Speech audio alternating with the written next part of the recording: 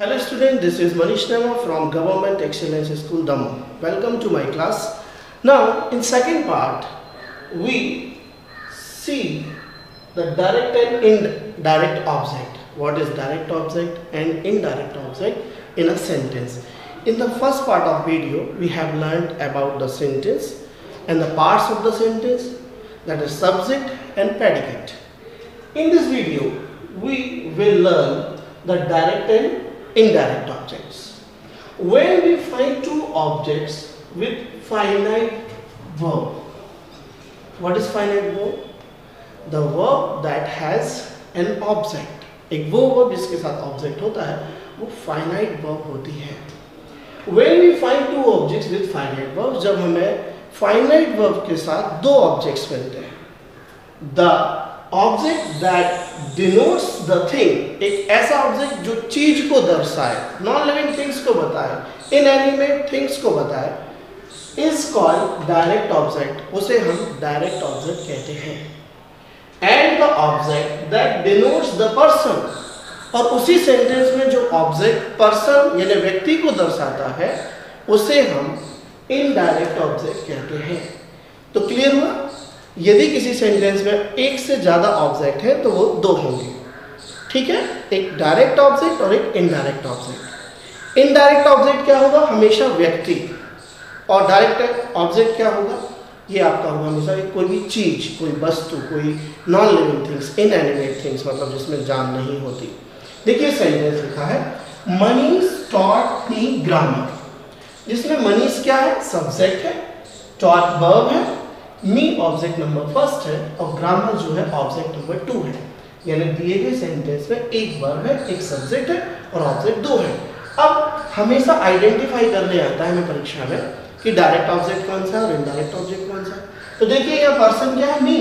तो ये कौन सा ऑब्जेक्ट है? इनडायरेक्ट. और यहाँ ग्रामर क्या है?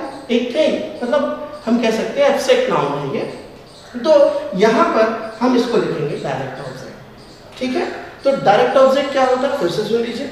डायरेक्ट ऑब्जेक्ट मतलब ये grammar. Direct object is a thing that receives the action of the verbs. The action of the verb, एक ऐसा ऑब्जेक्ट जो वर्ब के एक्शन को रिसीव करता है. ठीक है, उसे हम डायरेक्ट ऑब्जेक्ट कहते हैं. And what is indirect object? Indirect object is a person to whom the action is done. To whom the action is done मतलब जिसके लिए कार्य किया जाता है. जैसे मनीष टॉट, मनीष ने पढ़ाया. किसे पढ़ाया? मनीष ने मुझे पढ़ाया. और क्या पढ़ाया? ग्रामर पढ़ाया. यानी व्हाट और whom, ये दो क्वेश्चन वर्ड्स हैं जो आपको मदद करेंगे डायरेक्ट और इनडायरेक्ट ऑब्जेक्ट को ट्रेस करने में. यदि if you want to trace out the direct and indirect object from the sentence, so you have to impose two questions on the sentence. Okay, you have to ask the question what Manish taught what Manish taught grammar.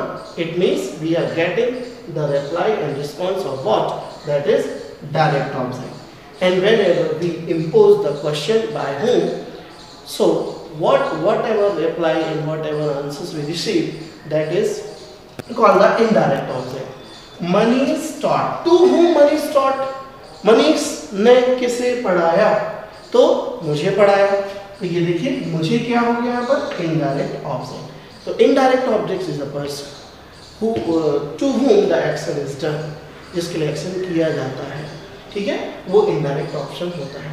और direct object क्या होता है? Direct object is a thing, ठीक, that receive the action of the verb, जो verb के action को receive करता है वो डायरेक्ट ऑब्जेक्ट कहलाता है. ये चीज के रूप में रहता है. बड़ा आसान होता है. जहाँ पर्सन है वहाँ इनडायरेक्ट है, जहाँ पर्सन नहीं है वहाँ इनडायरेक्ट है. कुछ और उदाहरण के माध्यम से हम यहाँ पर डायरेक्ट और इनडायरेक्ट ऑब्जेक्ट को सीखते हैं. Few more examples are here. The first one is he fix the computer. He fix the computer में ही सब्जेक्ट है, फिक्स एक वर्ब है और द कंप्यूटर जो है वो एक ऑब्जेक्ट है. और यदि बात करें तो ही सब्जेक्ट है और फिक्स और द कंप्यूटर दोनों मिलाकर प्रेडिकेट है.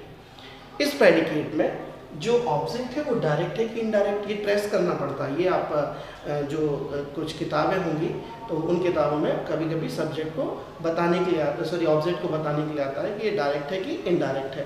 तो जब भी डायरेक्ट और इनडायरेक्ट ऑब्जेक्ट को ट्रेस करना है तो आप व्हाट और whom दो क्वेश्चन वर्ड्स अगर इम्पोज करेंगे, लगाएंगे उन पर क्वेश्चन सेंटेंस पर, तो आपको निश्चित रूप से डायरेक्ट इनडायरेक्ट अलग अलग मिलेगा। देखिए, ही फिक्स द कंप्यूटर, अगर हम पूछे व्हाट ही फिक्स्ड, उसने क्या फिक्स किया, तो हमारा आंसर और रिस्पॉन्स आया कंप्यूटर। तो कंप्यूटर उसने फिक्स किया, तो ये हमारा जो है वो एक डायरेक्ट ऑब्जेक्ट है क्योंकि ये चीज भी है। ठीक, सेकेंड एग्जाम्पल देखिए, आई गेव हिम 1 रुपी। यहाँ पर दो ऑब्जेक्ट है, दो ऑब्जेक्ट्स है, पहला ऑब्जेक्ट है हिम और दूसरा ऑब्जेक्ट है 1 रुपी। उसने मैंने उसे दिया 1 रुपया, मैंने उसे 1 रुपया दिया। तो अब मुझे यहाँ पर हिम और 1 रुपी को बताना है कि डायरेक्ट है कि इनडायरेक्ट। तो निश्चित रूप से यदि पर्सन है तो वो इनडायरेक्ट है, यदि थिंग है तो वो डायरेक्ट है। ये तो डायरेक्ट अपन ने समझ लिया, लेकिन अगर हमें क्वेश्चन से निकालना है तो देखिए हम बात करेंगे, पहले व्हाट क्वेश्चन लगाएंगे।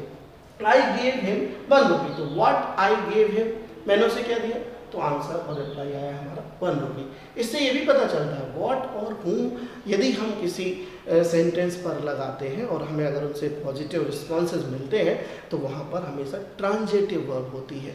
यदि रिस्पॉन्सेज नहीं मिलते हैं तो वहाँ इंट्रांजिटिव वर्ब होती है। मतलब यदि हम व्हाट और whom क्वेश्चन किसी सेंटेंस पर लगाते हैं और अगर हमें ऑब्जेक्ट से पॉजिटिव रिस्पॉन्स मिल रहा है तो वहाँ कौन सी वर्ब होगी, ट्रांजिटिव वर्ब। ठीक है, वर्ब्स के नेचर की बात हम बाद में बात करेंगे कि वर्ब का जो नेचर होता है वो दो प्रकार का होता है, वो होता है ट्रांजिटिव और इनट्रांजिटिव। इसकी हम बात बाद में करेंगे, आपको एक अलग से सेपरेट वीडियो में। फिलहाल मैंने बता दिया कि व्हाट और whom लगाने से जब हमें ऑब्जेक्ट से पॉजिटिव रिस्पॉन्सेज एंड रिप्लाई मिलते हैं तब हम मानते हैं कि जो हमारी वर्ब है वो फाइनाइट है। तो आई गेव हिम 1 रुपी, तो यहाँ हिम जो है वो इनडायरेक्ट ऑब्जेक्ट है और 1 रुपी जो है वो डायरेक्ट ऑब्जेक्ट है।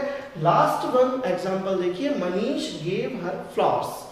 तो मनीष गेव हर फ्लावर्स, तो यहाँ पर मनीष ने किसे दिए फ्लावर्स, तो फ्लावर्स दिए मनीष ने हर मतलब उसे, तो ये पर्सन है तो इनडायरेक्ट ऑब्जेक्ट है। और क्या दिया मनीष ने उसे, फ्लावर्स यानी फूल दिए, तो फूल यहाँ पर क्या है, यहाँ पर डायरेक्ट ऑब्जेक्ट है।